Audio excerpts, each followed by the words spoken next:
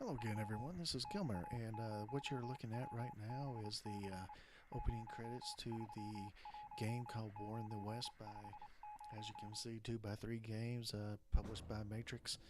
And the reason I'm showing you this, the opening credits of this game is I've decided that I want to do a playthrough of War in the West. And as you can see, the opening credits has some video from World War II. And War in the West covers the campaigns in Northern Africa, Italy, Normandy or France, and then Germany. So it's basically the war in the West. As the title implies, it's the U.S. and the British and the Free French and the Polish and everybody else attacking the Germans from the West. And part of the reason why, and actually let me backtrack a little bit. I was planning on actually doing a video today and actually starting my playthrough of War in the West today, but I was having so much trouble with my microphone, it wasn't working correctly. I was looking at YouTube videos trying to figure out why my microphone wasn't working, and I went through several videos, and then finally in one of them it said something about rebooting your computer. And everybody who has ever worked on a computer in your job, the IT department always says, if something's not working, reboot it. Try to reboot it and see if it'll work. And I was thinking, it can't be that simple. And it actually was that simple. I rebooted it and my microphone was actually working. So I thought I'd do a short video telling you a little bit about my thought process for the next coming weeks. And I'm not going to stop doing my playthrough of Pacific War. There just isn't as much interest in it as this game. When I was asking for opinions on what I should do next, a lot of people were saying you should do War in the West. And that I've got the music down all the way. I've got the music down all the way to 3, and it's coming in really loud. So I decided to X out of that little part where the music was playing kind of loud. But anyway, I'm still going to finish up the Pacific War, and there just wasn't a lot of interest, but I still enjoyed playing it, so I still think I will finish up playing it. And but I'm also going to do a playthrough at the same time to run concurrently as the playthrough for Pacific War as War in the West. And I just this all yesterday and all today I've been reading up on this game and watching videos and things like that.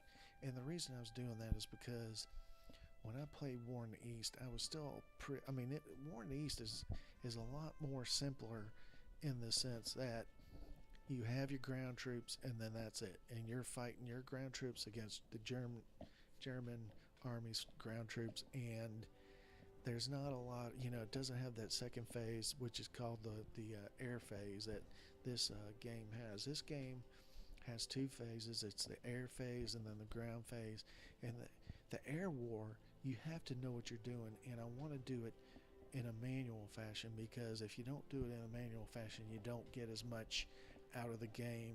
It's if you let the AI handle the air war, you don't really get as much out of the game. So I wanted to understand the air war part and be able to do it, and do it in an efficient manner, so that if anybody's watching, they're not going, man, this guy's completely clueless on the air war. You should be doing this, you should be doing that, you should try this, you should try that. And so I did a lot of reading, and I watched a couple of tutorials so that I would understand the air war. Another thing that was holding me back on doing a playthrough for War in the West is I didn't quite understand the whole amphibious attacks as much as I should have. When you first start the introductory tutorial, Operation Husky, your amphibious forces are already set up, and then all you have to do is in the ground phase you click it to go, because it already knows where to go. It has all its preparation points and it just goes. And so that was really easy, and I really needed to get a grasp and understand how you actually plan an amphibious operation and where you get these amphibious groups or whatever you call them. And I didn't understand how that all worked, and I really wanted to make sure I knew that before I did a playthrough of War in the West. And I've got a better grip on that now. I know that you have your amphibious task forces, and you got to bring them back to your ports and start setting them up and designate a target, and then have the troops in it, and it builds up preparation points for a certain amount of time, and then you can do your amphibious invasion. And I wanted to make sure I knew all about that before I did a playthrough of War in the West, so that I wouldn't be completely clueless when it came to actually attacking the mainland of Italy and the mainland of Europe. And so that's what I've been doing all day yesterday and today. And then I was going to start really doing a video today, and I had the microphone problems, and so I just about 15 or 20 minutes ago figured out, rebooting. I mean, yeah, it's the first thing they tell you to do if something's not working right, just reboot your computer. And of course, I wasn't thinking right, obviously, this time. So I finally took finally watched a video that told me, hey, you need to reboot your computer. So that's what I did on that. So another idea is I want to maybe do eventually a playthrough of another HI game, and this one is Alia Jacta Est. I was doing a PBEM with a person named Bull of Scapaflow. That's his name on Steam, and it's kind of fallen by the wayside. We haven't finished it, but we were playing Caesar against Pompeii, where Caesar finally becomes the ruler all of Rome. He wipes out all of his competition, and Pompeii was one of the last ones that was standing in his way. The Roman Senate was backing Pompeii, and Caesar came in and took, I think he took Rome and everything else. That's where the saying crossing the Rubicon comes from. He crossed the Rubicon with his forces, which is, was something that military commanders weren't supposed to do, but he knew that if he gave up his troops and entered Rome without his troops, that he would be murdered by Pompey. So he went ahead and crossed the Rubicon with his troops, and Pompey fled. And even though Pompey had bigger, more people in his army or something, I don't know how that all worked out, but he fled. And then they fought a campaign over the next probably 2 years or a year and a half or something like that. So anyway, that was a scenario I was playing against in a PBEM with Bull of Scapaflow, and that's kind of fallen on the wayside. But I want to kind of get back to that game, because there are a lot of different scenarios in that game, and one of them I really want to look at is the Second Punic War, and that is the famous Hannibal of Carthage War. Very interesting to me.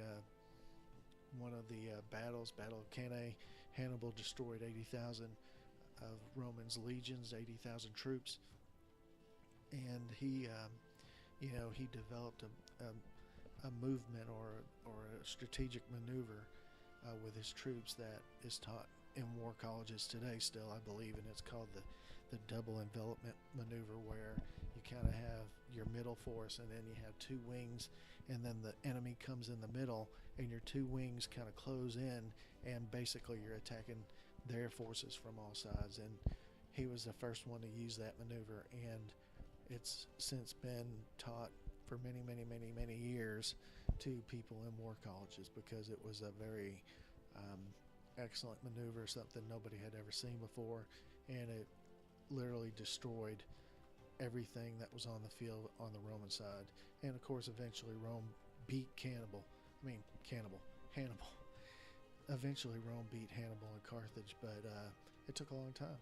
And that scenario is 221 turns or so, but AJOT games go really fast, and actually that's on Steam, and I bought this program on Steam that's supposed to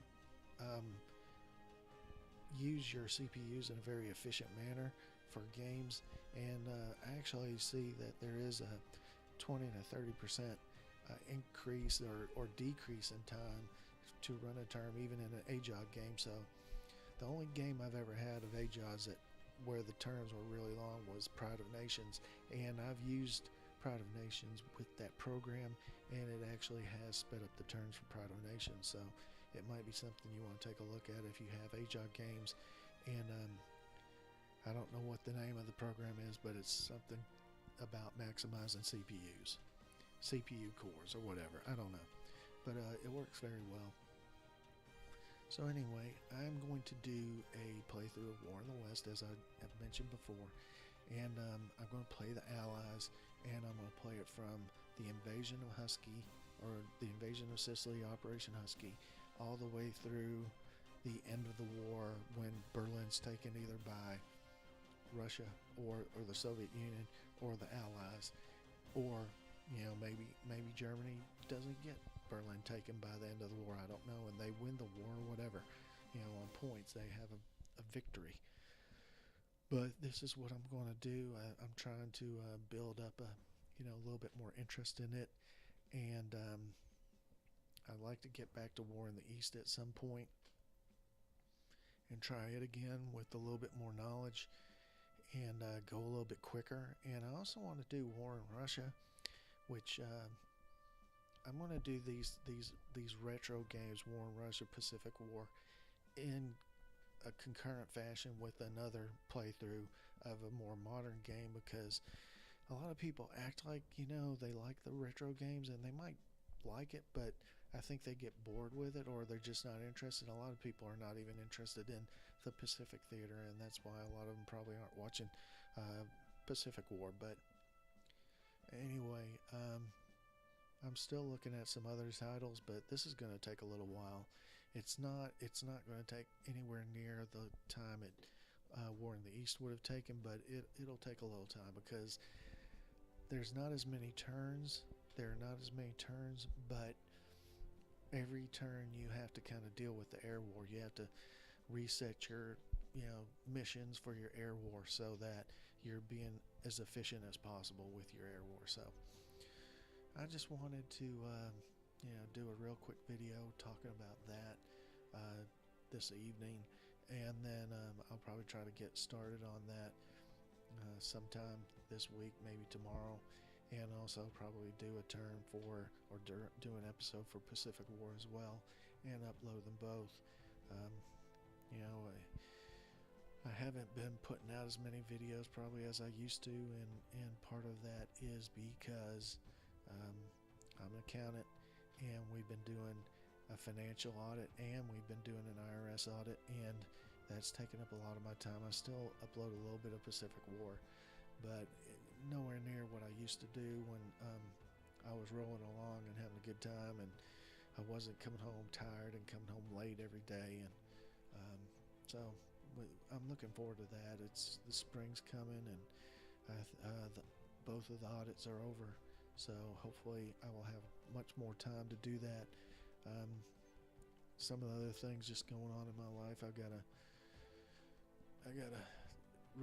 start exercising more. My doctor told me I need to start exercising more, so that might take a little bit of time away, but I still think I'll be able to put out at least 3 to 4 videos a week, maybe more, maybe 6 or 7, and I want to do a little bit more recording on the weekends, which I haven't been doing, but I would have done it this weekend, but I was actually reading up on War in the West and watching some videos on that. So really that's it. I don't have any big travel plans anytime soon, so I think over this next week I'll put out a pretty decent amount of videos. The first video of War in the West takes the first turn takes a long time, because you got to do a lot of different things with your air groups and your air headquarters and all that, moving air squadrons around and making everything a little bit more efficient, so that when you start actually planning the air war, you're not misusing aircraft for different things, or having them do things that they're not suited for. So anyway, that's going to be it for tonight, but I did want to kind of do a quick update, which of course this update went 15 minutes, but I hope everybody's doing well, and I will be in touch. Thanks.